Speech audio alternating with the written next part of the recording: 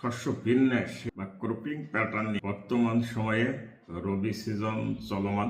এই মুহূর্তে সকল ফসল দণ্ডায়মান। শুধুমাত্র বড় জমিগুলো খালি আছে বা ধান লাগানো শুরু হয়েছে, সকল জমি কিন্তু বিভিন্ন ফসলে ভরপুর। এখন সরিষা প্রায় কর্তনের কাছাকাছি।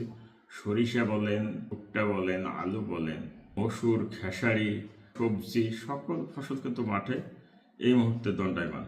তো রবি ফসলটা যদি আমরা কাভার করতে পারি এবং রবির বড় মৌসুম কত হেক্টর জমি এখন পতিত পড়ে আছে এবং আবাদ হতে পারে বা কয়েকদিন পরে কিন্তু আবাদ হবে, এবং কোন কোন ফসল কেটে বড়তে গেল সেই ফসলগুলো যদি আমরা হিসেব করতে পারি তাহলে কিন্তু খুব সহজেই প্যাটার্নটা সাজানো যাবে।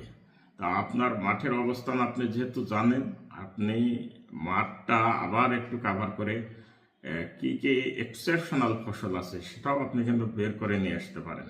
এই কারণে এক্সেপশনাল ফসলের মধ্যে বিটরুট, স্ট্রবেরি, এরকম আরও কিছু সবজি জাতীয় ফসল আছে যেটা আপনি বের করে আপনার ক্রপিং প্যাটার্নে সাজাতে পারেন। ক্রপিং প্যাটার্ন কীভাবে সাজাবেন এটা আমি অনেককেই আগেই ভিডিও করে দিছি।